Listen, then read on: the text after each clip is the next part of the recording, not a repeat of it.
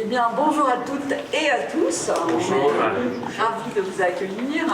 Donc, à l'occasion de ce cycle de rencontres qui, vous le savez, est intitulé « Écrire les frontières » et qui, évidemment, est mené en collaboration avec le travail que nous effectuons autour du prix littéraire Frontières que vous pouvez voir ici.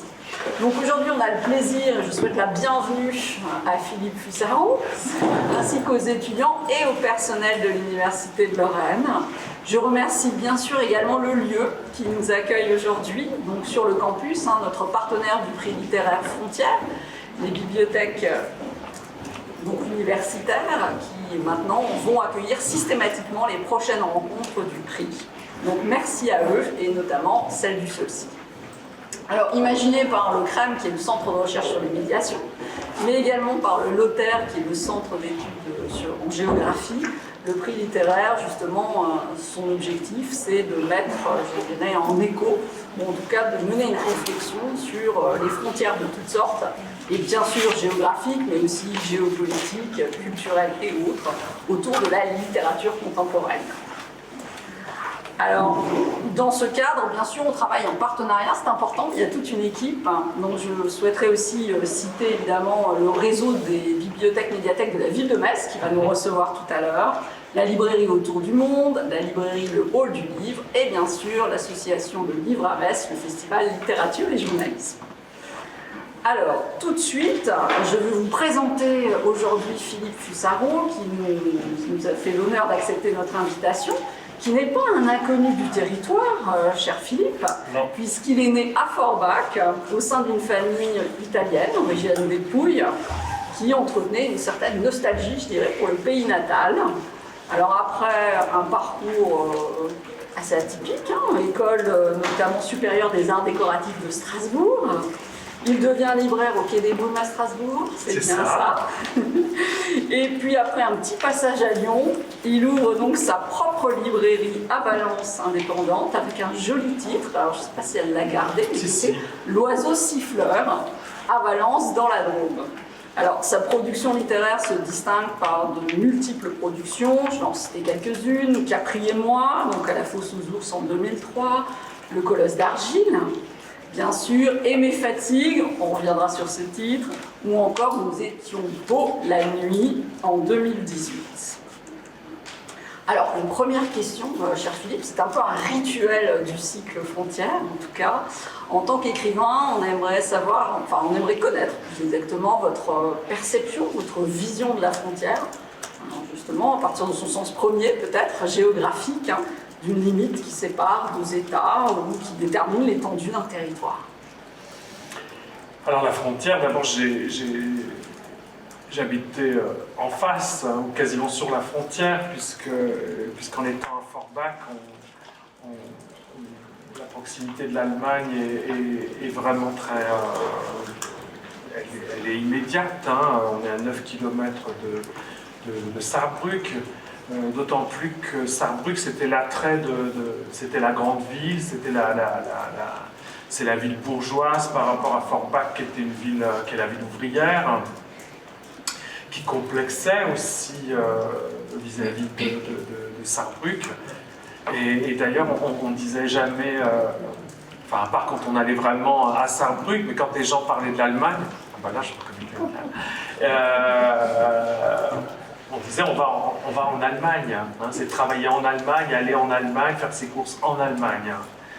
Et donc il y a eu cette première proximité avec la frontière, et elle a finalement toujours été assez présente, parce qu'après quand je suis parti vivre à Strasbourg, il y avait à nouveau la proximité avec la frontière.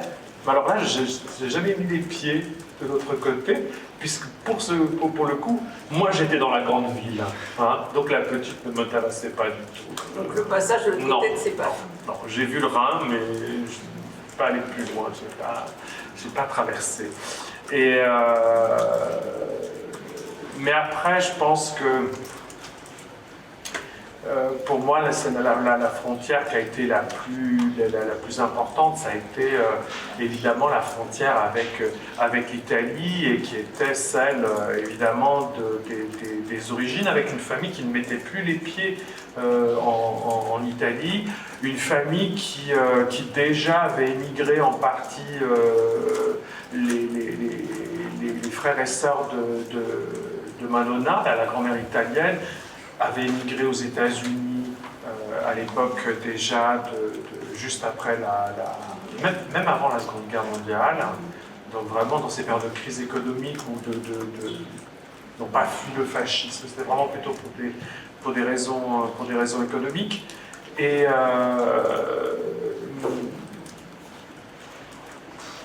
du coup, il n'y avait quasiment plus personne quand ils sont arrivés en France. Il y avait encore une sœur à ma grand-mère qui vivait là-bas, que mon père allait voir de temps en temps, et qui enfin, vieillissante, nous sommes allés la chercher, et elle est venue mourir à Forbach, elle également. Mais cette frontière, c'est celle elle est d'abord historique, elle est mythique dans la famille, parce que cette frontière, c'est celle qu'a traversé d'abord le père qui vient en France, qui vient en Lorraine pour travailler quand il a 20 ans, pour vivre avec aussi plus de liberté qu'il n'en avait, hein. Ça revenait souvent dans ce qu'il pouvait me dire.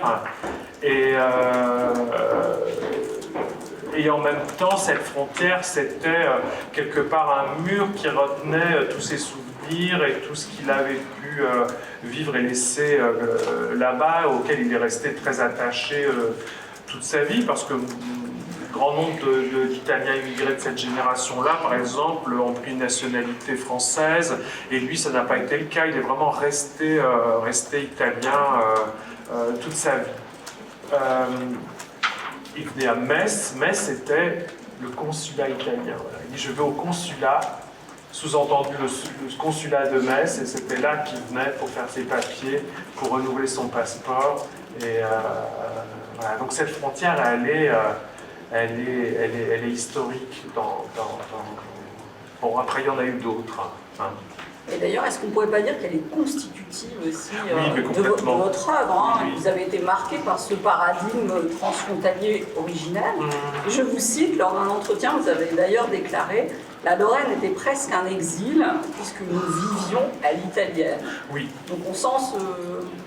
Ben oui, parce que d'abord, ma mère n'était pas lorraine, ma mère est française, mais qui est une enfant de la guerre, qui aujourd'hui vit en Lorraine, mais a eu un vécu beaucoup plus compliqué, mais n'avait pas d'attache avec la région, dit-elle.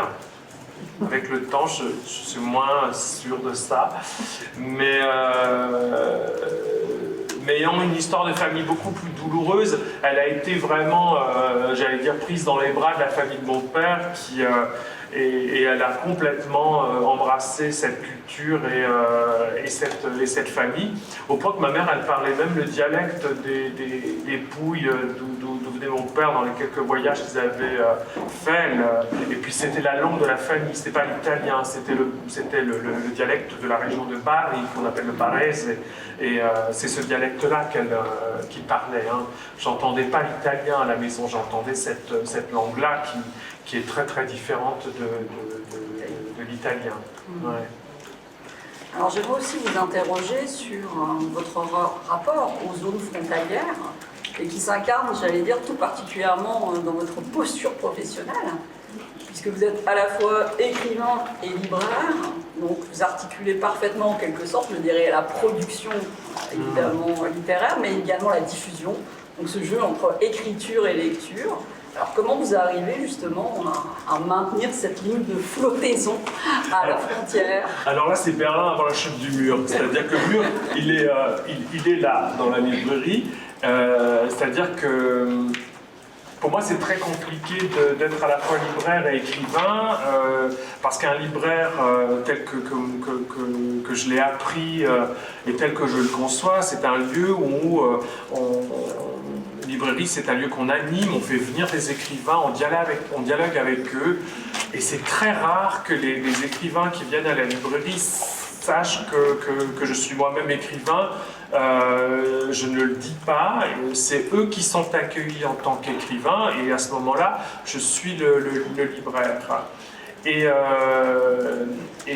idem dans mon rapport à la clientèle, au lecteur de la librairie, je préfère ce terme-là, c'est pareil, je suis d'abord le libraire, parce qu'il y a une grande confiance en moi dans l'attente qu'ont les lecteurs, donc je ne parle pas de mes livres, je suis là pour conseiller ce que j'ai lu.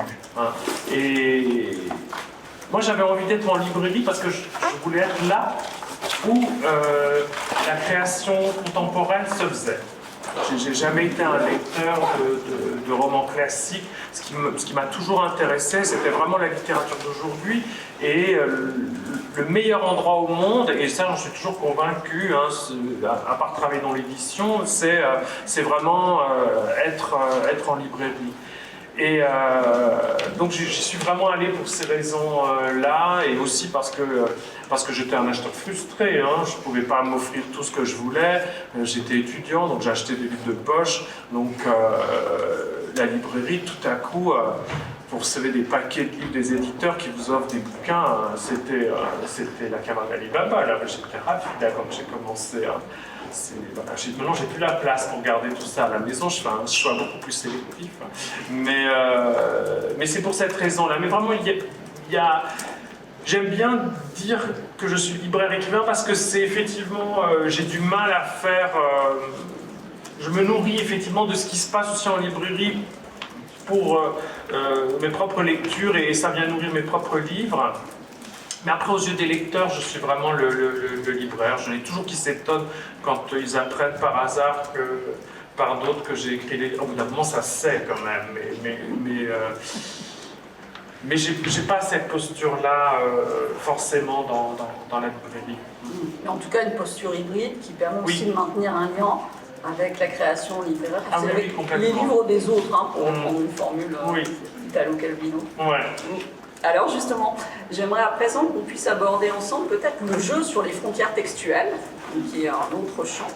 Et il semblerait, je dirais, que vos œuvres, hein, que ce soit la nouvelle, le récit, la biographie romancée, hein, on a évoqué par exemple comme un colosse d'argile tout à l'heure, ne cessent justement d'entrecroiser les lignes, hein, on pense au château des destins croisés calvinien, en se jouant des genres. Alors j'aimerais qu'on revienne peut-être plus précisément sur un ouvrage que j'ai découvert il y a peu de temps, et qui était tout à fait intéressant, qui s'appelle La Cucina d'Inès, qui justement entremêle un récit, des souvenirs de Lecce, mais également des dessins d'une célèbre illustratrice genevoise, Albertine, mais aussi, on le découvre à la fin en tout cas de l'œuvre, des recettes de cuisine du Sud, hein, les orecchiette, les peperoni verdi et autres réjouissances culinaires. Alors justement, comment effectuez-vous ce passage récurrent, j'allais dire, d'une frontière à l'autre, d'un genre à l'autre, dans votre travail créatif ?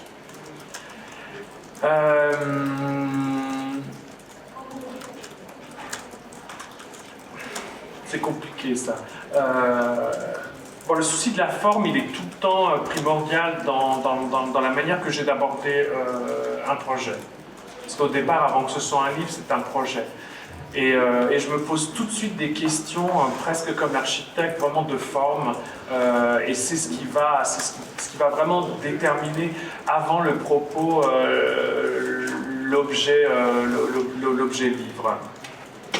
Et là-dessus, en effet, vous l'avez dit au début, j'ai pas une formation littéraire au départ, parce que j'ai commencé par entrer à l'école des arts décoratifs à Strasbourg.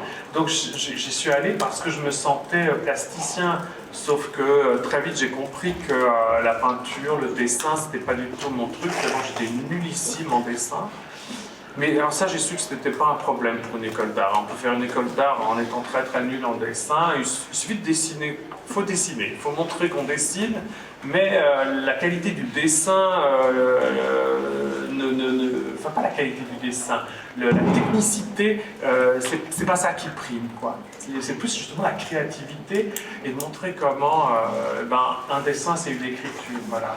Et j'ai été évidemment si je ne me suis pas senti à l'aise dans cette école, j'ai quand même appris beaucoup de choses et je me suis rendu compte en la quittant que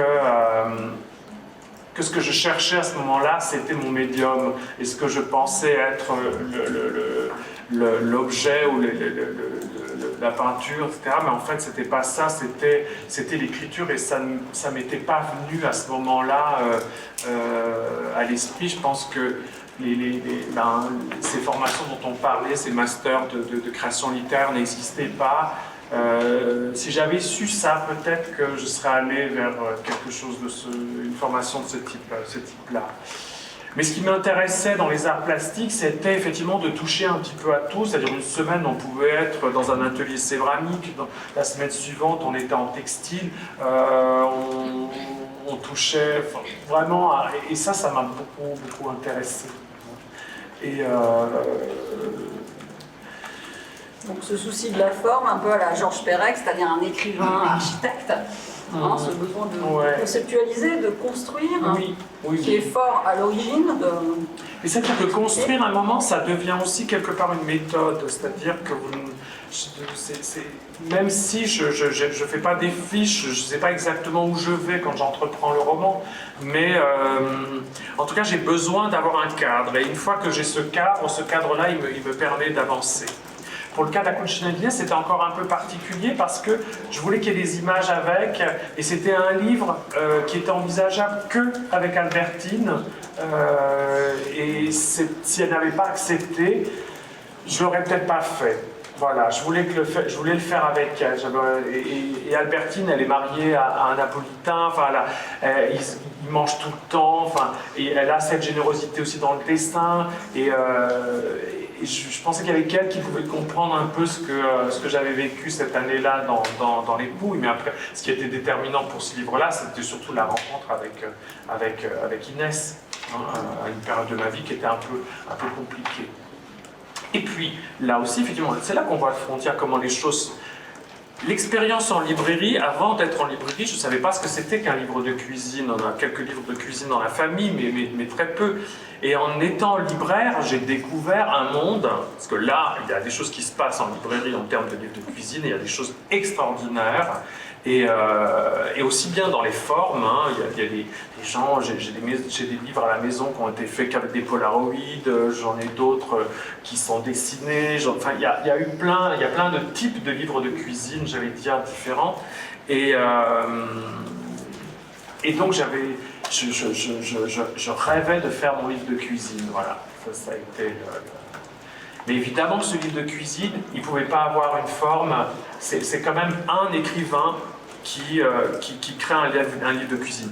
Donc ça ne pouvait pas être un livre de cuisine lambda qui m'aurait sans doute rapporté plus d'argent si j'étais un peu intelligent. Je serais allé faire ça chez Hachette ou chez Marabout avec plein de super belles photos et on en aurait vendu des pelletés, vous voyez. Ça, c'est tout de suite déjà le problème du livre hybride, c'est aussi commercialement parlant, c'est pas tout. Voilà. Bon, cela dit, c'est un livre qui s'est plutôt pas mal vendu, mais c'est rien comparé à des livres de cuisine, ce que produisent les gens dont c'est le métier, quoi. Et pour ce livre-là, moi j'avais été très marqué par un livre d'un auteur dont on parle peu aujourd'hui, qui était un auteur du sud de la France, qui s'appelait Delteil, et qui avait écrit un livre qui s'appelait La cuisine paléolithique. Et alors il parle de tout ce qu'il y a de plus archaïque et ancestral dans cette... Alors lui, il s'amuse avec avec le mot paléolithique, mais il écrit ses recettes, qui sont des recettes très brutes, comme tremper du pain dans de la tomate et de l'huile d'olive, et il en fait quelque chose de très littéraire, avec une langue savoureuse, et c'est un vrai exercice littéraire. Donc, j'ai quand même été j'ai été très marqué par ce livre-là. Une vraie référence intertextuelle. Une vraie référence intertextuelle, oui. De toute façon, un livre n'est que la réponse à un autre livre, quoi. Alors, revenons aussi à un élément fondamental de votre politique, qui est le rapport au lieu.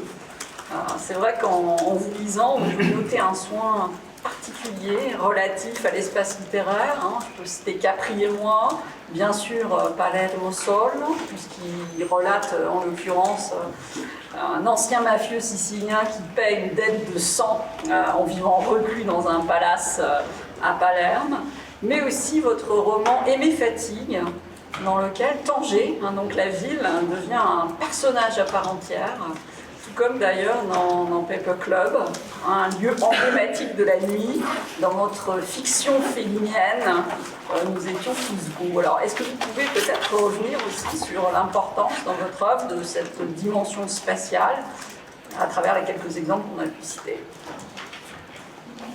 Alors oui, il me faut un lieu mythique chaque fois, un lieu qui soit chargé historiquement. Et Tanger, par exemple, Tanger, c'est une ville que, je veux dire, je n'avais jamais mis les pieds avant d'écrire le livre, et je l'ai découvert à travers les auteurs de la Beat Generation et les auteurs marocains qui étaient là à ce moment-là, qui ont rencontré ces auteurs qui venaient sur place. Et c'était une ville déjà très littéraire, Tanger. Hein. C'est la ville de Paul Bowles qui a vécu, lui, toute sa vie, en tout cas une très grande partie de sa vie là-bas. C'est une ville qui est chargée d'un point de vue littéraire.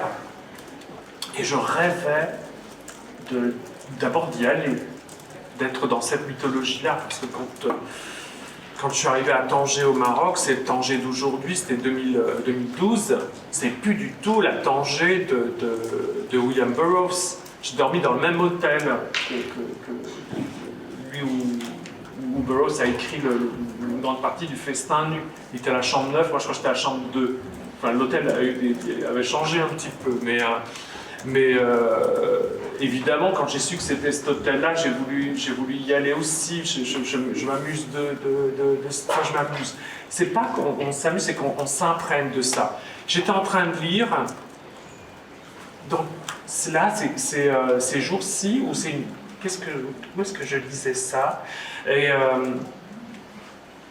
quelqu'un qui parlait d'un cinéaste d'un cinéaste qui va un moment dans la maison de Thomas Edison aux États-Unis parce qu'il voulait respirer le même air que Thomas Edison. Donc il y a vraiment, pour tous ces gens-là, quand on s'intéresse à un sujet, à un lieu, l'importance des lieux, on y va pour capter quelque chose, pour chercher des fantômes. Et là, moi, j'ai fait la même chose, évidemment. Alors j'ai besoin, de toute façon ça c'est systématique, je ne peux pas écrire un livre sur un lieu si je n'y mets pas les pieds. C'est-à-dire j'ai besoin d'y aller, mais après j'ai besoin de m'en échapper. Je ne peux pas rester dans ce même lieu trop longtemps pour écrire. C'est-à-dire après j'ai besoin de réinventer ce lieu, de me le réapproprier, de le nettoyer de toutes les poussières et de tout ce qui me pollue, et notamment le réel. Tanger, quand je suis arrivé à Tanger, ça ne correspondait pas du tout. C'est la première fois que je mettais les pieds dans un pays du Maghreb. Ça ne correspondait pas à l'image que je me faisais de ce Tanger littéraire. C'était le bordel, il y avait beaucoup de bruit, il y avait une misère dans certains quartiers, dans la rue, à laquelle je n'avais jamais été confronté de ma vie. De quoi, j'allais dire, me bloquer dans mon projet. Et il a fallu un certain temps, d'abord pour que moi-même je me détende dans la vie, j'y suis resté 2 mois et demi, mais j'ai commencé à écrire le livre sur Tanger une fois que j'étais parti. Et là, j'ai eu besoin de toute une année pour rêver à nouveau de Tanger. Après la période d'imprégnation. Après la période d'imprégnation. Et ça, c'est un peu systématique pour chaque livre. L'hôtel des Palmes, pour parler de mon solo, j'ai été à l'hôtel 3. L'éditeur était sympa, il m'avait offert 3 nuits dans l'hôtel à l'époque, et qui est un grand hôtel à Palerme qui a été refait là maintenant, qui est plus chic. Mais ça a toujours été un hôtel, un palace, pas un palace de luxe comme on peut entendre aujourd'hui dans certains. Ça reste Palerme quand même, hein, mais tout de même, cet hôtel, il a toute une histoire, parce qu'il n'y avait pas que ce baron. Il y a eu le compositeur Wagner qui est passé par là, il y a eu Raymond Roussel, un écrivain qui meurt dans une chambre de cet hôtel. Voilà, ce lieu, il est chargé de mythologie. Et le cas du Piper Club à Rome, ça c'était débile de faire ce livre, d'écrire ce livre pour des Français, ça ne dit rien à personne. En revanche, vous allez en Italie, vous allez à Rome, vous allez ailleurs, tout le monde sait de quoi il s'agit quand on parle du Piper Club. C'est vraiment un lieu mythique. Ce que je reprends d'ailleurs dans l'exergue d'un auteur italien qui dit que comme Saint-Pierre et le Colisée, il y a le Piper Club éternel à Rome, mais en effet, mais pour un public de lecteurs français. Donc là aussi, il y a une frontière parfois dans ce qu'on veut écrire, c'est-à-dire est-ce que ce qu'on écrit, on va y trouver forcément le destinataire, est-ce que dans la langue qu'on écrit, et quand on est issu d'une double culture, c'est compliqué ça, est-ce que dans la langue qu'on écrit, on touche le public qu'on souhaite? Quand moi je fais ces livres très italiens qui ont été traduits pour la plupart en italien, le lecteur italien, il n'a pas envie d'un écrivain français qui lui écrive un livre sur son pays, ça l'intéresse moyennement. Le lecteur italien, il est comme le lecteur français quand il lit de la littérature italienne, lui, il veut aller à Rome. Ben, le lecteur italien, il veut aller à Paris, il veut aller à Marseille, il veut aller à Lyon, mais à Chambéry, mais qu'on lui parle de sa propre histoire, de son propre pays, il est très suspicieux. Et il a raison parce que voilà, il faut qu'il comprenne quelles sont les véritables raisons qui motivent ce petit étranger à s'emparer de leur propre histoire. Voilà. Et effectivement, on touche la question de la frontière, cette fois culturelle, qui se pose effectivement avec un lectorat. Alors on va peut-être passer d'un lieu à l'autre, mais en tout cas, le cadre d'aujourd'hui est tout à fait propice. On va parler de l'univers du livre, et notamment celui de la bibliothèque, qui constitue aussi un lieu propice pour l'imaginaire, comme en atteste un de vos textes, qui s'intitule « Le pas de l'autre » et qui évoque une médiathèque vosgienne. Alors je crois que c'était une commande de l'ENSIP, donc l'école nationale supérieure des sciences de l'information et des bibliothèques, qui avait travaillé tout un volume autour de cette problématique que je vous cite, une bibliothèque pour quoi faire? C'était une question qu'on avait posée à de nombreux écrivains, dont vous. Alors pourquoi ce choix aussi, pourquoi cet intérêt de travailler d'un point de vue littéraire sur un espace tel que celui-ci? Alors ça c'est une belle histoire, parce que donc d'abord, un écrivain, il vit aussi parfois de commandes comme celle-ci, et l'année où je pars en voyage, où j'écris Le lit et mes fatigues, j'écris ce texte aussi à Tanger d'ailleurs. Ce texte a été entièrement écrit à Tanger, puisque c'est un texte de commande et qui me fait gagner un peu d'argent, qui participe à mon année de pause, entre guillemets, qui est une année où je voyage dans le monde sur 13 mois. Et donc je démarre à Tanger pour pouvoir ensuite écrire le livre tout au long de ce voyage-là. Et juste avant, donc la commande de l'ENSIB, c'était de travailler avec une photographe qui elle-même s'est rendue ensuite dans chacune des bibliothèques. Et c'était pour fêter les 30 ans de l'ENSIB, je crois. L'idée, c'était d'envoyer chaque fois un écrivain dans une bibliothèque. On avait une liste, chacun pouvait choisir parmi une liste de bibliothèques en France, un endroit où aller. Des bibliothèques très très différentes, pas des bibliothèques forcément prestigieuses, voire, je crois, des bibliothèques qui avaient à peu près le même âge, qui avaient toute une trentaine d'années. Je crois que c'était même ça.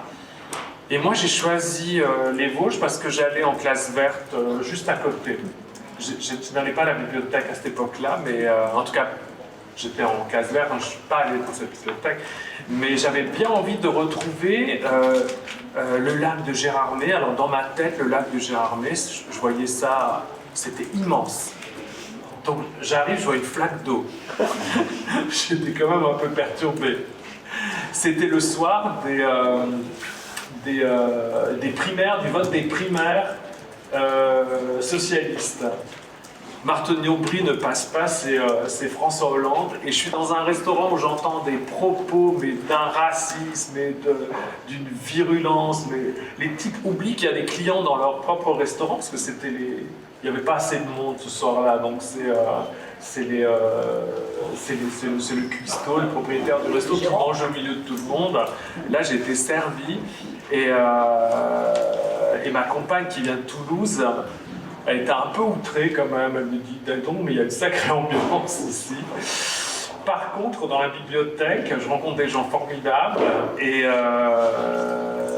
j'ai 3 jours pour me promener, ou 2 jours, je ne sais plus, et essayer de trouver quelque chose.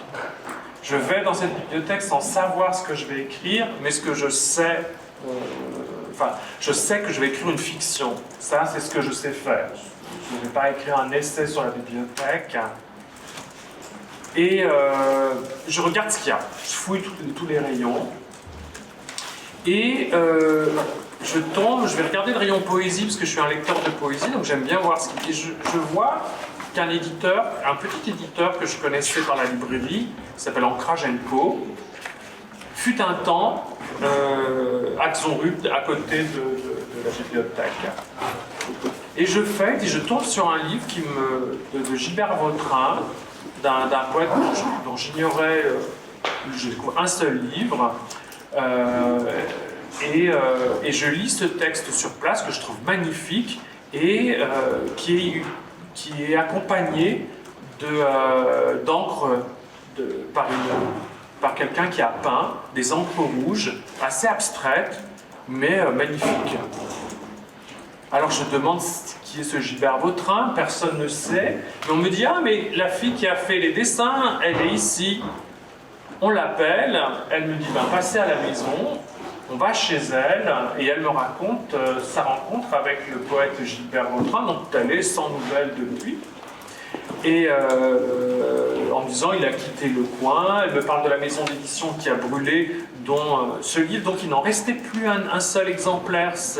J'ai appelé la maison d'édition après, ils m'ont dit mais c'est fini, on en a, je crois, un seul exemplaire pour et j'ai pu en récupérer un exemplaire parce que j'ai retrouvé Gilbert en fait après coup. Il vient ce soir à la bibliothèque parce qu'il est dans la région, alors maintenant il vient quand je vais chez Quai des Brumes il vient, on se voit à ces occasions-là. Et Gilbert, il a écrit ce livre-là, il en a écrit un autre au moment où je faisais ces recherches-là, parce que le libraire, il revient, il va tout de suite chercher une bibliographie, et je vois qu'il y a un livre qui était paru assez récemment, qui parle de quelqu'un justement qui va marcher dans les Vosges, et comment écriture et marche vont de pair. Un très très beau texte. Ça a été l'élément déclencheur. L'élément déclencheur, ça a été le sien, le texte le plus ancien que je trouve voilà. Et là, je me mets à imaginer une conversation, un échange avec ce poète que je ne connais pas. Mais après, je le contacte pour lui demander quand même si je peux utiliser le texte, s'il est d'accord de figurer dans une fiction. Et il est très content. Voilà. Donc, le rapport au lieu s'est fait à travers presque cette filiation. Ah oui, complètement. D'un écrivain, en découvrant un poète, et ça a habillé en fait l'espace. Et depuis, il a publié un autre texte par une petite association de poésie, et je lui ai écrit la préface en fait, à ce texte qui s'appelle Carnet Noir, qui est très beau. Qui est un carnet de deuil de tous les écrivains qui sont dans sa bibliothèque, justement. Alors, on est aussi frappé par cette frontière, cet art subtil de la porosité, en tout cas, entre vos lectures, qu'on était en train d'évoquer, et votre création littéraire, je dirais, par de multiples renvois à d'autres auteurs, mais aussi à d'autres artistes. On va le voir. Alors, je pense notamment à votre 4e roman, Aimer fatigue, où là, on a un écho, bien sûr, intertextuel à un grand auteur italien qui est Cesare Pavese. On pense à Travailler fatigue en 1919, qui apparaît d'ailleurs dès le titre. Et de la même manière, on note aussi la référence à Tennessee Williams, incarné par un des personnages, qui est l'écrivain en panne d'écriture, Memphis, qui est accompagné lui-même d'une jeune actrice se croyant promise à un grand destin hollywoodien, et d'un espion italien. Donc on a vraiment une occasion ici merveilleuse de s'approprier en quelque sorte quelques-uns des plus grands mythes littéraires et cinématographiques, la femme fatale, le grand écrivain alcoolique, en bas de l'inspiration, l'espion bien sûr. Et je dirais aussi que de manière similaire, dans l'autre roman qui s'intitule et qu'on a cité tout à l'heure, Nous étions beaux la nuit, là, de la même façon, vous allez intégrer des poèmes empruntés à d'autres écrivains italiens, Ungaretti, Taine, et qui renvoient le lecteur, en plus, à la fin du roman, de manière subtile, à une playlist d'extraits de chansons que vous citez. Alors, j'aimerais justement vous poser la question, c'est-à-dire d'un point de vue poétique, est-ce qu'on pourrait presque parler d'une littérature artée, dans le sens frontière entre littérature et d'autres formes artistiques, qu'elles soient en l'occurrence cinématographiques ou musicales? Oui, les trois vont de pair, parce qu'on n'est pas qu'un simple lecteur, on est aussi un spectateur. Et puis pour le coup, moi j'écoute beaucoup de musique, il y a vraiment une bande son chaque fois pour chaque livre. Ouais. Même pour le Colosse d'argile, où elle n'était pas citée, il y avait, en tout cas moi j'avais constitué toute une bande son qui accompagne l'écriture du roman. Et le livre est conçu comme un montage, pour le coup, d'images, de sons. Si je pouvais ajouter vraiment du son, des captations de son dans le livre, je le ferais. Peut-être un jour, maintenant on peut facilement faire des liens et créer ces choses-là. J'utilise vraiment la matière roman, voilà, comme un plasticien le fait aujourd'hui. Ça, c'est sûr. Et plus ce rapport spécifique au chanteur que vous citez dans le dernier volume, qui est très important, qui est Christophe. Qui est le chanteur Christophe, qui n'était pas mort encore. Et que j'avais rencontré une fois, après un concert il y a pas mal d'années, et qui depuis est présent dans une influence vraiment importante pour moi, dont j'essaie de me soigner pour en sortir. Et qui plus est, j'en rêvais la nuit. Pendant des années, je fais très peu de rêves récurrents. Mais là, je faisais ces mêmes rêves avec lui dans des lieux différents, mais toujours un moment où on se retrouvait à discuter d'écriture de chansons. Alors, j'ai jamais écrit de chansons, ce n'est pas un projet, de films. Voilà, on parlait de cinéma, ce qui était très fréquent chez lui. Il parlait tout le temps de ce qu'il voyait comme film, de musique, etc. Et c'était presque une espèce dans le rêve de père spirituel. Et donc, chaque fois, il était là et j'en rêvais. Et bien quand j'ai écrit le livre, c'est fini, les rêves ont cessé, comme si ça... Voilà, je pense qu'il y avait un désir d'écrire ce livre-là, avec lui comme personnage. Je pense que voilà, ça m'a habité longtemps avant de pouvoir le faire. Ouais. Oui, on sent cette ligne toujours, ce tressage musique, littérature. Exactement. Dans vos œuvres. Même si après, le Christophe dont je parle dans le livre est très proche de ce qu'il a été dans les faits historiques, dans ce que je peux raconter. Mais ensuite, j'en fais un vrai personnage. Je l'utilise comme un acteur, c'est-à-dire je lui fais jouer à la fois son rôle, mais je lui fais aussi jouer le rôle que moi j'ai envie qu'il joue dans ce livre-là, c'est-à-dire d'être à ce moment-là la béquille de Gianni, ce personnage central du livre. C'est lui le véritable héros du livre qui peine à se sortir d'une histoire d'un échec amoureux.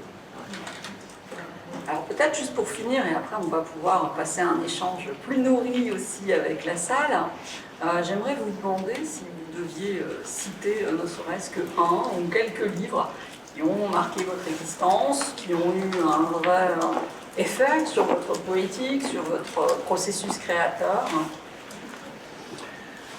C'est compliqué parce qu'il y a beaucoup de choses et là c'est comme le libraire, c'est une littérature très internationale qui va, j'allais dire, du Japon au Maroc aux États-Unis. Alors évidemment, je me suis beaucoup constitué au départ, j'ai beaucoup constitué cette bibliothèque, je me suis vraiment forgé cette bibliothèque d'écrivains par les auteurs américains au début.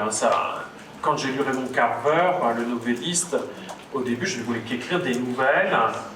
Et mon tout premier livre, En 2 temps 3 mouvements, c'est un recueil de nouvelles qui avait déjà une forme singulière, qui sont des nouvelles à 2 voix en fait. Il y a chaque fois une première histoire et ensuite une deuxième vient s'imbriquer dans la première.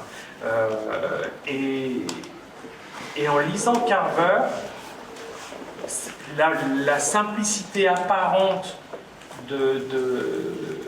d'abord dans l'écriture, donc une esthétique vraiment minimaliste, comme parfois à tort on a pu dire, parce que c'est pas tout à fait ça, et aussi un propos d'être tout le temps de raconter ces histoires de petites gens, et quand on vient d'un quartier de Lorraine, de Forbach, ces gens-là, je croisais les mêmes gens, et là j'avais l'impression que écrire c'était possible et que c'était facile. J'ai cru ça. Pour démarrer, c'est pas mal, parce qu'après, on s'acharne un peu plus, mais ça m'a... D'ailleurs, très souvent, à Lyon, quand j'étais libraire à Lyon, la librairie tenait le stand d'un festival, un gros festival autour de Lyon qui s'appelle la Fête du Livre de Bron, qui invite chaque année des auteurs, et elle demande chaque fois aux auteurs de constituer aussi une petite bibliothèque idéale. Et le nombre de fois où Carver revenait chez les écrivains comme Laurent Mauvigné, je sais, mais ça revenait tout le temps, comme Thierry S, qui est d'ici de Metz. Voilà, donc ça pour moi ça a été très important. Mais tout à l'heure vous avez cité Calvino. Calvino pour moi ça a été ça a été un vrai choc littéraire. J'avais 18 ans, c'était mon prof d'italien qui me le faisait découvrir. Et je le découvre avec Si par un univers un voyageur, un roman dans le roman, qui a une forme de dingue, et j'avais jamais lu un roman avec cette architecture-là. Et là, je me suis dit, mais on peut faire des romans comme ça. Et là, ça m'a intéressé. Et le livre que j'aime le plus de Calvino, c'est pas celui-ci, c'est les Cités invisibles, qui est ce dialogue entre Kublai Khan et Marco Polo, qui est un livre sur les utopies des vies. Un livre assez abstrait, mais qui est sans doute celui que j'aime le plus. Mais c'est vrai que Si par un univers un voyageur, c'est une vraie prouesse en termes de construction, puisqu'il a fait tenir un roman complet sur une suite de 10 incipits. Il emprunte à la littérature mondiale, donc aussi bien le roman russe que le roman japonais, que le roman d'Amérique du Sud, etc. Donc il y a ce travail, cette contrainte à l'origine qui est assez extraordinaire. Ouais. Et puis alors après, j'ai eu Thomas Bernhard qui a été vraiment quelque chose de très très fort aussi dans la voix et dans la rage. C'est-à-dire de quelqu'un qui s'empare et notamment tout le cycle autobiographique que moi j'aime beaucoup, et qui est à la fois une invention dans la langue avec des répétitions. Là, ça m'a complètement libéré. Je pense qu'à partir de Thomas Bernhard, j'ai commencé à écrire moins à l'américaine, ce qui était le cas un peu de mes toutes premières nouvelles, où tout à coup, la phrase, elle s'est libérée, et je me suis permis une écriture qui était plus libre, plus ample. Ça a été quelque chose de déclencheur, je pense aussi. Même si après, dans l'univers, on est très très différents, quoi. Merci. Merci. Alors, on va passer à quelques questions dans la salle. Qui ont été préparées par les étudiants de 3e année de Sciences Humanité de Metz. Alors, qui souhaiterait se lancer? C'est toujours la première question la plus difficile. Mais cependant, on va vous écouter.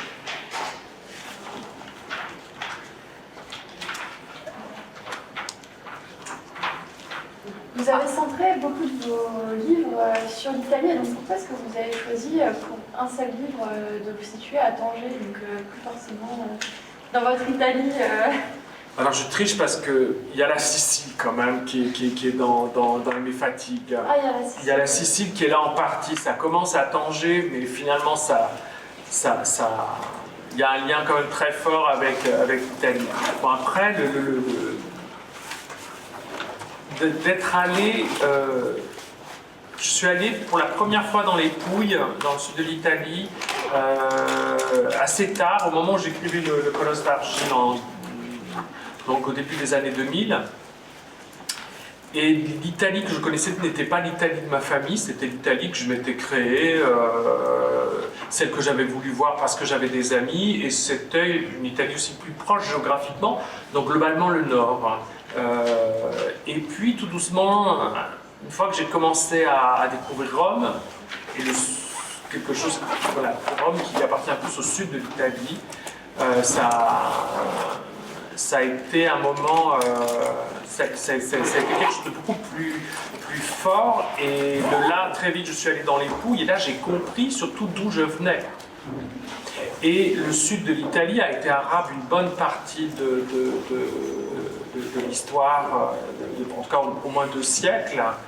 Et cette trace-là, on la sent aussi bien dans l'architecture que dans la nourriture. En Sicile, ça l'est encore davantage. Et je me sens aussi faire partie de cette culture-là, d'une certaine manière. Donc quand je vais au Maroc, je ne suis pas si perdu que ça. Mais là, je pense que ça a aussi à voir avec une autre question qui est un moment quand on finit un livre. Chaque fois qu'il y avait un article sur après le Colosse d'Argile, Palermo Solo et l'Italie si j'y suis, qui est peut-être le livre qui avait le plus marché, je commençais à avoir cette étiquette d'auteur avec cette Italie rêvée, fantasmée, ce qui n'est pas faux. Hein. Et là, je me suis dit, peut-être faire un peu autre chose. Et là, quand je me suis demandé mais où je pourrais aller, très vite, c'était Tanger qui était déjà cette ville littéraire que j'avais en tête. Et que je pouvais la raccorder à l'Italie. Parce que ce personnage de Tennessee Williams, ce double qui s'appelle Memphis dans le livre, effectivement, je reprends un fait avéré qui est raconté par un écrivain marocain qui s'appelle Mohamed Choukri, qui l'a rencontré à cette époque-là, à une époque où lui est fatigué et se remet difficilement d'une histoire d'amour qui a fini par la mort de son compagnon, qui était sicilien. Voilà. Et il ne pouvait pas, il avait tenté de faire un petit saut en Sicile, il avait très mal vécu, et de là, très vite, il était allé rejoindre Paul Bowles, Paul et Jane, sa femme, dont il était ami à Tanger. Puis Tanger était très libre à l'époque, on s'y amusait beaucoup, et notamment ces gens-là qui avaient, pour peu d'argent, avaient à peu près tout ce qu'ils voulaient sous la main. Quoi. Merci beaucoup. Moi, j'ai une question un peu plus technique. Ouais. Est-ce qu'il vous arrive d'être touché par le syndrome de la page blanche? Et si oui, comment est-ce que vous faites pour lutter contre? Non, mais ça, c'est bien comme question. Parce qu'il y a des techniques. Alors, le syndrome de la page blanche, la première chose à faire, c'est de se tirer, d'aller ailleurs, voir si on y est. Et j'ai souvenir notamment quand j'écrivais l'Italie si j'y suis, d'un moment où j'avais l'impression que ça fonctionnait pas ce que j'avais fait, et je me suis dit je vais tout jeter. Et là je crois que je vais faire une connerie, et je suis parti. Je suis allé marcher dans Lyon et j'ai fait pas mal de kilomètres jusqu'à ce que je me rende compte que la méthode que j'employais pour écrire, ça ne marchait pas. Donc vraiment, quand on sent que ça ne va pas, il faut faire autre chose, il faut lire, il faut partir, il faut marcher, faut aller voir un film, il faut en tout cas essayer de faire sauter la soupape. Moi, je ne peux pas écrire de toute façon si je n'ai rien à écrire. Donc désormais, j'ai trouvé aussi l'importance du lieu, là où on travaille, ça c'est très très important. J'ai beaucoup écrit dans ma cuisine, mais après ça a été compliqué quand j'ai eu les enfants. Écrire, ça voulait dire d'abord ranger, faire une lessive, etc. Donc maintenant, ce que je fais, je continue de faire le ménage, hein, rassurez-vous, mais j'ai trouvé un lieu qui est quasiment en face de la librairie depuis mars l'année dernière. Et j'y vais tous les matins très tôt avant d'aller à la librairie, ou le lundi quand je ne travaille pas, une bonne partie de la journée, ou certaines périodes de l'année où j'arrive à me libérer un petit peu de la librairie. Et là, j'ai rien dans cette... c'est une pièce qu'on me sous-loue, c'est une association qui a des grands bureaux où il n'y a personne, qui n'est pas visité. Donc j'ai une amie qui a un bureau à l'autre bout de l'appartement, et donc on ne s'entend pas. Et moi, je suis seul dans cette pièce où j'ai une vue sur une cour intérieure d'immeuble. Et j'ai pas d'internet dedans, je ne le prends pas. Les recherches internet, je les fais à la maison. Donc là, j'ai les carnets, l'ordinateur quand j'en ai besoin, et je travaille là et je laisse les choses en plan. Et je laisse toujours les choses en plan avec une certaine idée, des notes où j'essaie de me dire demain je reprends à cet endroit-là. Et ça marche assez bien. Donc j'arrive le lendemain, tac, je me remets, et voilà. Donc ça c'est ce que j'ai trouvé comme technique pour lutter contre ça. Puis alors il y a aussi quelque chose qui m'a, ça je l'ai compris il y a beaucoup plus d'années, quelque chose qui m'a vraiment aidé à un moment, c'est de se dire que rien n'est définitif.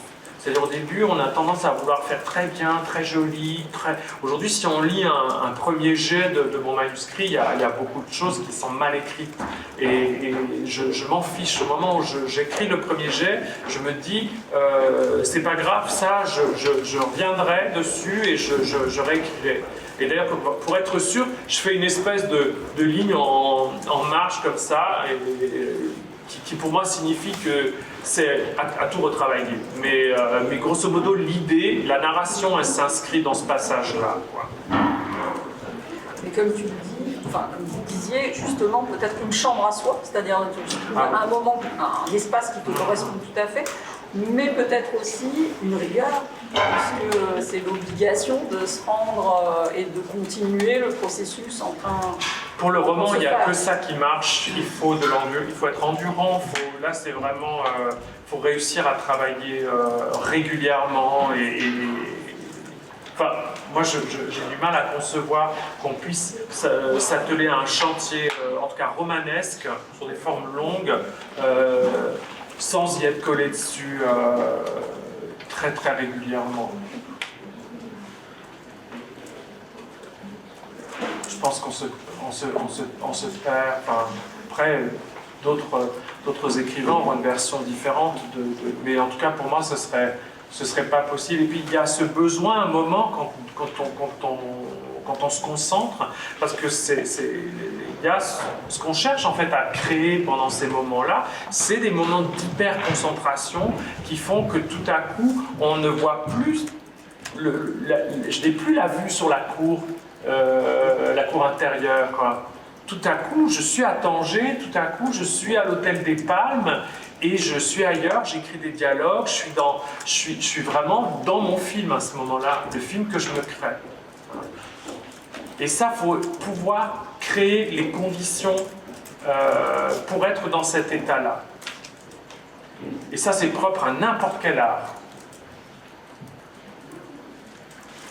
Et là, la musique, elle y contribue beaucoup, hein, je pense. En tout cas, pour moi, ça fonctionne bien.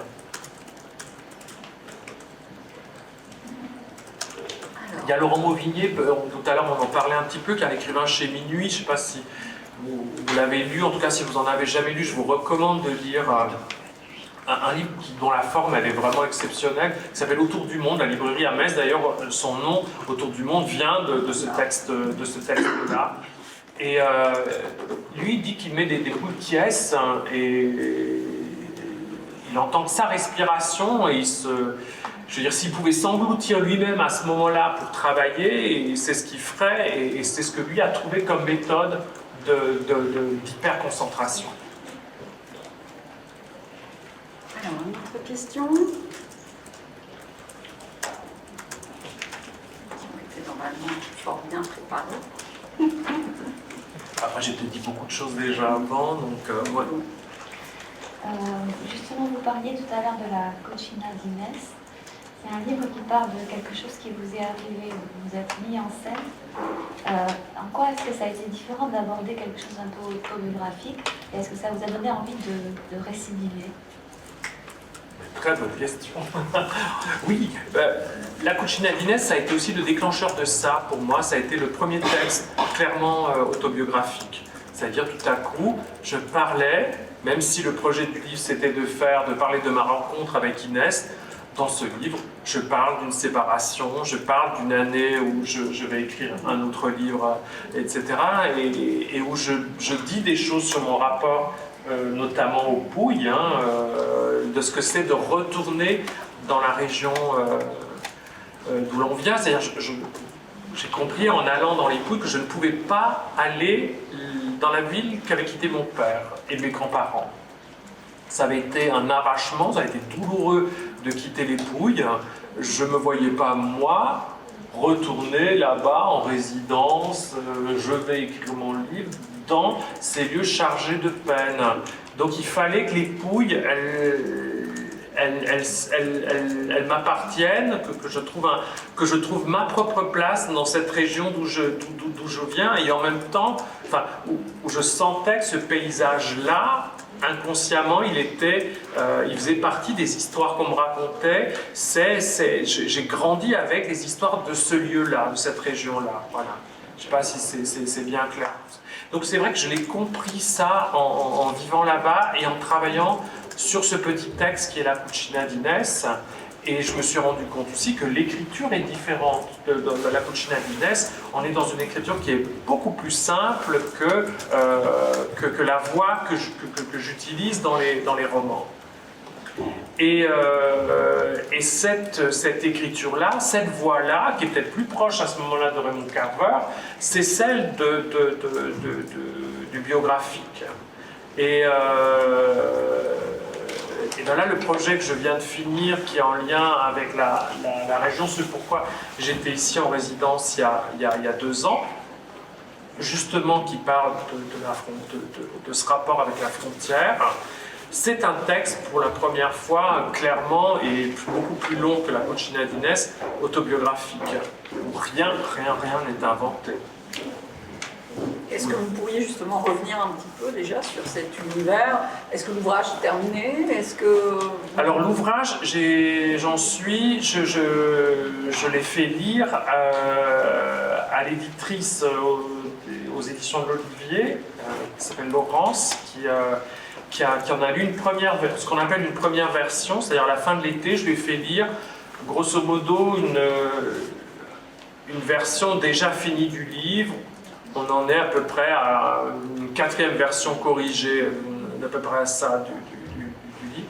Et là, elle m'a fait des retours là-dessus, sur ce texte-là. Et donc là, maintenant, j'ai encore retravaillé des choses, parce que dans son avis sur le texte, il y avait des choses très pertinentes que je n'avais pas vues.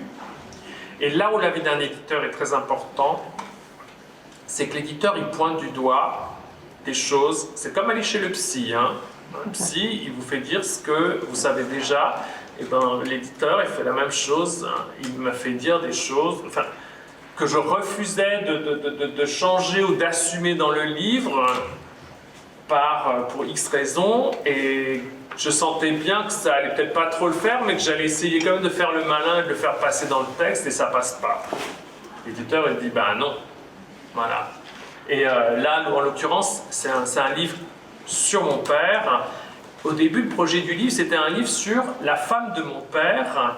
Et l'idée, c'était de faire un portrait en décalé du père. Voici l'intitulé de mon projet à l'époque. Elle lit le livre, elle me dit ce que tu annonces comme projet, parce que je dis ça dès la première page. Elle me dit c'est faux, c'est pas un livre sur ta belle-mère. Elle dit c'est un livre sur ton père. Elle dit et c'est ce qu'il faut que tu assumes. Elle dit tout le dit dans le livre. Ton projet, tu mens sur ton intention. C'est pas ça ton intention. Et elle avait raison. Et donc je l'ai retravaillé là, en gommant des choses que j'avais écrites sur ma belle-mère qui avaient moins d'intérêt. Il y avait notamment une partie, j'ai interrogé mes frères dans ce qu'ils ont... Ils m'ont beaucoup parlé de leur vécu avec, avec ma belle-mère. Ce que j'ai oublié de préciser, c'est que mon père est mort en 97, donc maintenant il y a pas mal d'années, qui a vécu les 10 dernières années de sa vie à Saarbrück en Allemagne, avec une femme donc, qui ne parlait pas français et dont nous, les enfants de cet Italien, nous ne parlions pas un mot d'allemand. Donc ça a été assez compliqué ce rapport à la langue. Et en même temps, comme on dit très souvent, on est autant de fois père qu'on a ou mère qu'on a d'enfants. Le vécu de chacun de mes deux frères avec la femme de mon père n'était pas le même, et c'était très beau ce qu'ils m'ont dit. Mais ça fera peut-être l'objet finalement d'un autre livre. Et ce qui était formidable là-dedans, que j'ai voulu mettre dans ce livre, à un moment je sentais bien que ça ne marchait pas avec le reste du livre, et j'ai eu beaucoup de mal à leur trouver une place dans leur livre. Donc du coup j'ai fait une partie qui leur est consacrée. Mais cette partie-là, c'est un cagibi. Un cagibi, c'est on ferme le placard et on n'ouvre pas pour pas que ça se casse la gueule. Et bien, c'était exactement ça. Cette partie, elle ne fonctionnait pas. Je n'arrivais pas à l'insérer dans le roman, à lui trouver une juste place. Voilà. Donc, de temps en temps, c'est difficile aussi quand on a passé du temps à écrire des choses, de se dire, cette partie-là, elle va pas, il faut que je ne vais pas la jeter forcément, parce que je pense que j'utiliserai ça autrement. Mais le regard de l'éditeur là-dessus, à un moment, était important pour le comprendre. Oui, d'autant plus que la posture doctoriale, on est quand même relativement seul, isolé.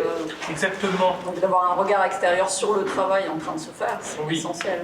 Alors quand on n'a pas d'éditeur, il faut surtout faire lire, ça je pense qu'on vous l'a dit, à des gens qui vous connaissent bien, des gens très proches, qui ont un regard bienveillant sur votre personne et votre travail, et qui en même temps, on l'espère, seront assez sincères, parce qu'on n'a pas envie d'être cassé complètement non plus, c'est pas le but du jeu.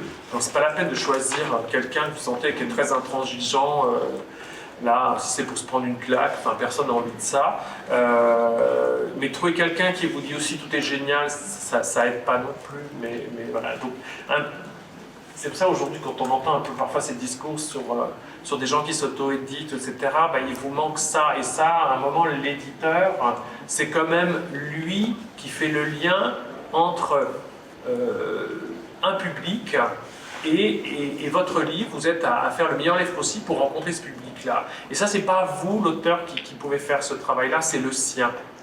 Et pour un peintre, c'est pareil, il a son galeriste, je pense, il y a des gens dans certains musées qui suivent leur travail, qui vont avoir un vrai regard sur leur production. On a besoin, à un moment, d'avoir ce regard-là. L'importance de tous les chaînons de la filière du livre.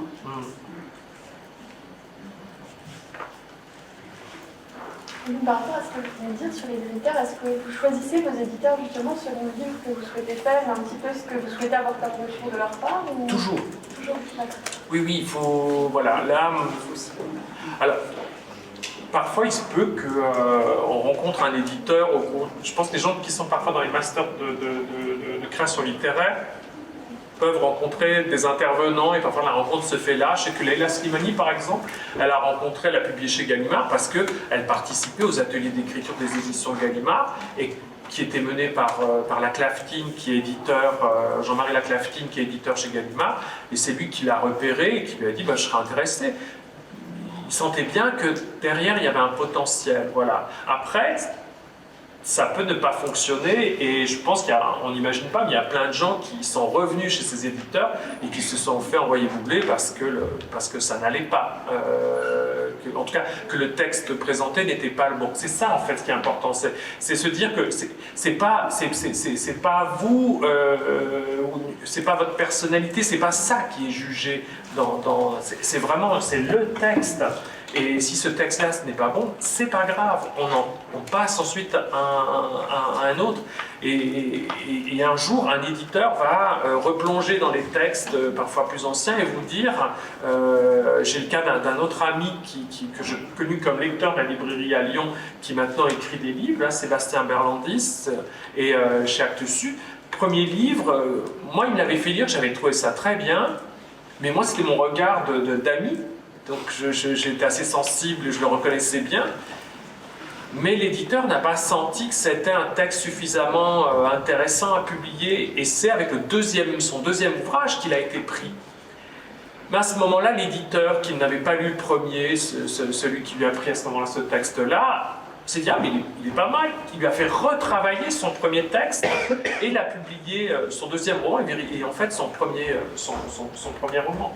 Voilà, donc ça c'est dans l'édition. Ensuite il y a des histoires un petit peu... voilà. Mais ce qui est important, c'est toujours, ça je pense qu'on a déjà dû vous le dire, il faut toujours envoyer son manuscrit chez des éditeurs chez qui on a des affinités de lecteurs. Il ne faut pas prendre des listes et envoyer n'importe qui. Un éditeur, première chose qu'il fait, il regarde le courrier qui accompagne votre manuscrit. Quand il voit que vous envoyez votre texte chez lui pour cette raison, parce qu'il y a des auteurs avec qui vous avez des affinités, il va se dire, bon, c'est déjà quelqu'un qui a un intérêt pour la maison, je vais regarder. Hein, il regarde de plus près quand même. Voilà.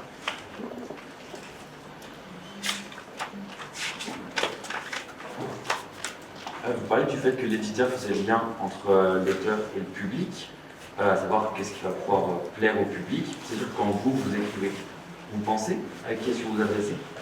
Non. Non, ça c'est le boulot de l'éditeur justement. C'est à lui de sentir. Alors un éditeur, quand il dit de trouver le bon public pour son auteur, c'est pas forcément un grand public. C'est-à-dire il sait, quand les éditions, comme je donne le cas de l'Olivier ou même la Fosse aux Ours chez qui j'ai publié la plupart des livres, il a certains auteurs, il sait que voilà, c'est des livres, il va en vendre 500, 800, 1000 exemplaires. Mais son travail, c'est que ces 500, 800, 1000 exemplaires, soit 1000 lecteurs, soit fidèles, vont trouver ce livre-là, hein, qui leur conviendra.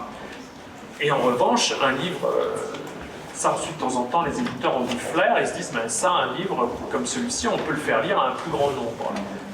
Les éditeurs se plantent parfois là-dessus, mais quand ils savent faire, ils peuvent effectivement faire rencontrer le succès ensuite à un livre. Je dis bien un livre.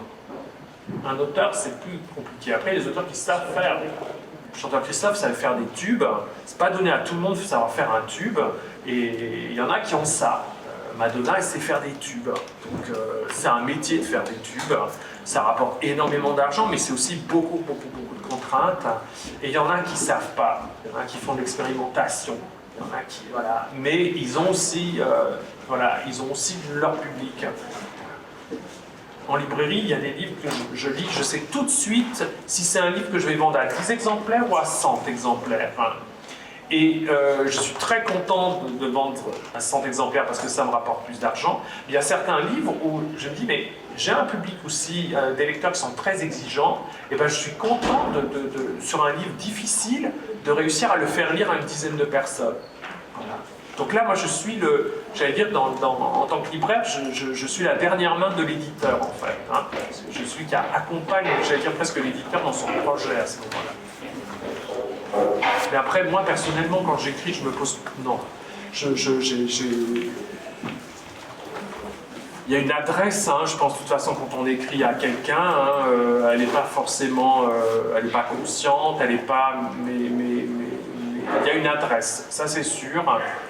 Mais de là imaginer après et puis alors se dire qu'on va faire ça pour plaire ou pour... Non, ça je pense que c'est pas un beau projet de livre. C'est un projet de best-seller, ça, après. Mais il y a aussi ça, c'est une réalité de l'édition. Il y a la fabrique du best-seller, c'est d'autres enjeux, ça fait tenir énormément de gens économiquement, mais il y a aussi beaucoup de pression. Si aujourd'hui vous devriez choisir entre être libraire ou être écrivain, que choisirez-vous et pourquoi? Alors ça, j'ai bien compris que j'arrive pas à choisir, puisque pendant en fait... Vous n'avez pas le choix? Non.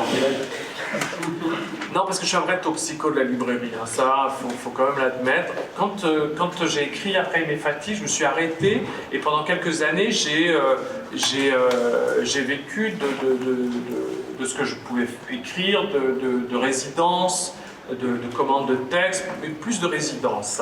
Et puis aussi, je fais de la formation pour les libraires, donc je donne des cours, hein, aussi comme Carole, mais voilà, ça c'est plutôt ponctuel. C'est ce qui me permettait de dégager du temps pour écrire. Parce qu'en fait, l'obsession de l'écrivain, c'est ça. C'est toujours trouver du temps, un maximum de temps pour écrire.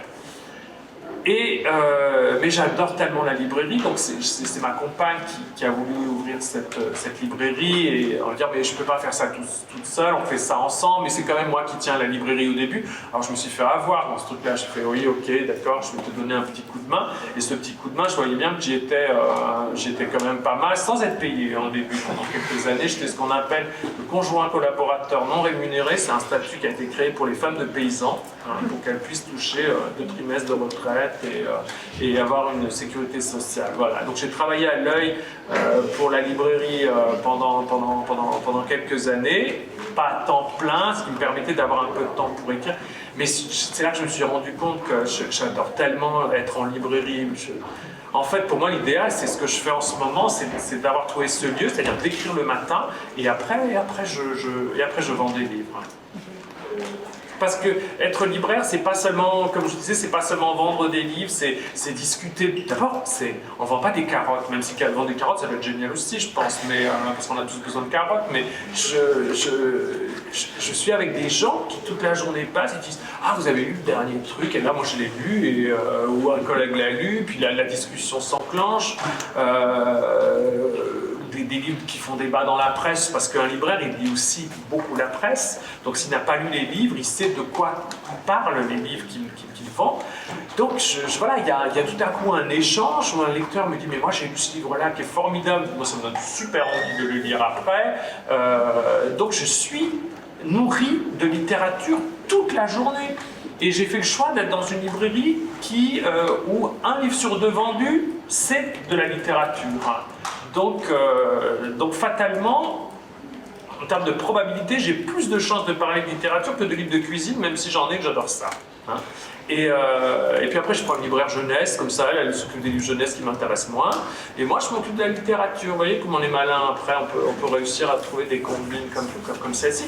Et puis, il y a tout l'aspect animation, rencontre, de faire venir des auteurs. Et ça, c'est quand même une chance extraordinaire où j'ai pu parler de beaucoup de choses avec ces auteurs qu'on invite, dont certains, où il y a une vraie fidélité, je les retrouve de livre en livre, je les fais venir chaque fois qu'ils font paraître un livre, et ça c'est des moments qui sont évidemment hyper riches. Donc je ne peux pas me séparer pour moi l'un ne va pas sans l'autre. Alors vous évoquiez la résidence d'auteur, quel intérêt pour vous par rapport à... L'argent. Uniquement. Non mais il faut être clair, l'argent. Au départ, l'argent. Parce que c'est un écrivain qui fait des résidences, il le fait parce qu'il a besoin d'argent pour vivre et se dégager du temps pour écrire s'il a une autre profession, comme c'est le cas pour plus de 95% des écrivains. Donc ce système en France de la résidence, il est top, surtout que depuis maintenant un certain temps, il est un peu plus cadré, c'est-à-dire qu'on vous demande grosso modo 30% d'actions culturelles, hein, on vous demande d'être un peu un animateur social, parce que parfois on va dans les maisons de retraite, on va faire des lectures dans une MJC, enfin il y a plein de choses à faire, des ateliers d'écriture, des choses que l'écrivain n'aime pas forcément faire. Hein. Moi, ce que j'ai envie de faire quand je pars en résidence, c'est qu'on me file un endroit pour travailler et m'isoler pour travailler. Et c'est surtout ça dont j'ai envie. Alors, les actions culturelles, ça peut être rencontrer on est là avec un groupe comme le vôtre, où on sent qu'il y a un intérêt, vous êtes préparé, vous êtes dans le jus, là c'est formidable. Mais parfois, je me suis retrouvé avec une classe d'apprentis, je sais pas trop, mais même quand je dis ça, j'ai été dans les lycées pro, ça s'est super bien passé. Je caricature un petit peu, mais où on sent que le public il n'est pas du tout en adéquation avec ce que vous faites, et on sent que vous venez justifier l'argent qu'on vous donne comme écrivain, parce que c'est ça aussi. Hein. C'est qu'on a peur que l'écrivain soit trop oisif en résidence. Donc pour justifier l'argent que l'État lui donne, il faut quand même qu'on l'occupe un peu, qu'on l'envoie à droite à gauche. Et bon, ça c'est un peu mieux cadré maintenant. Parce qu'il y a certains auteurs qui se sont, moi j'ai pas connu ça heureusement, qui se sont retrouvés dans des résidences où le temps était complètement consacré à des actions culturelles. Ils étaient rincés comme un prof en fin de journée, donc le soir, impossible de trouver du temps pour écrire. Voilà. Donc quand la résidence, elle est équilibrée, c'est génial, c'est un confort d'écriture. Et puis, quand elle est faite... ensuite intelligemment, avec un vrai projet à un endroit précis, ce qui était le cas quand je suis venu en Lorraine, où vraiment ça m'a servi, et c'était vraiment là pour nourrir mon propos. Là, c'est idéal. C'est idéal. Mais il y a des auteurs qui n'arrivent pas à travailler en résidence, pour qui c'est compliqué de travailler hors de chez soi. Et alors moi je dois dire que d'avoir repris la librairie, et maintenant je sais que voilà, je me paye, enfin la librairie a la chance de pouvoir fonctionner, de me rémunérer, de louer ce bureau, en fait je suis beaucoup plus productif dans mon bureau qu'en résidence. Et ça j'ai mis 20 ans pour le comprendre quasiment. Vous voyez, ça, on cherche des solutions, on fait que chercher. Un écrivain, c'est ça en fait, il ne fait qu'essayer de trouver des solutions pour se dégager du temps pour écrire. Et là, alors là, il faut que vous lisiez un truc, vous tous, parce que ça, c'est assez récent, c'est sorti maintenant en poche. C'est un écrivain norvégien qui s'appelle, qui a un nom imprononçable, à Karl Ove Knausgaard. Je ne sais pas si vous avez entendu parler de son autobiographie en 6 volumes qui s'appelle Mon combat. C'est en poche, en folio. Le premier s'appelle La mort d'un père. Et ensuite, vous avez Un homme amoureux, c'est des pavés un peu. Alors, quand je dis ça, je déteste les pavés, j'aime pas lire des livres qui font plus de 200 pages en général. Il est dans un projet autobiographique assez impressionnant dans la forme. Et à l'intérieur, vous allez voir, il y a une façon de travailler la digression, la référence.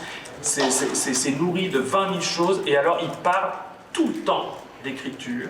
Il parle tout le temps de son inquiétude, comment trouver du temps pour écrire, comment se dégager du temps pour écrire. Et je trouve que c'est parfait pour comprendre vraiment ce que c'est qu'un écrivain et la vie d'un écrivain aujourd'hui. Ça, dans les grandes influences, ça a été mon plus grand choc des 5 dernières années, cet auteur-là. Ouais. Un bon conseil de lecture. Ouais. Alors, est-ce qu'on aurait une dernière question pour terminer la séance ?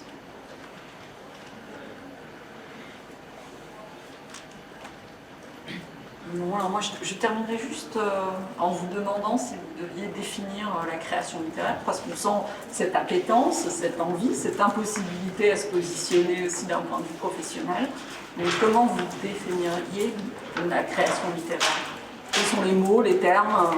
Le premier truc qui me revient, qui est un vrai cliché maintenant en littérature, c'est la phrase de Beckett, c'est bon qu'à ça. C'est-à-dire que la création littéraire, c'est indépendamment de votre volonté. C'est-à-dire à un moment, ça vous tombe dessus, il y a cette nécessité d'écrire qui est aussi importante que boire, manger, dormir, faire l'amour, tout ce que vous voulez, quoi. Et le sens de ça, je ne sais pas. Hein. Il y a quelque chose de l'ordre de l'auto-analyse quand même. Je pense qu'on y met quand même beaucoup de choses de soi là-dedans. Mais c'est tout ce que je peux répondre à ça. Bon, merci. Merci à vous. Je crois qu'on peut applaudir.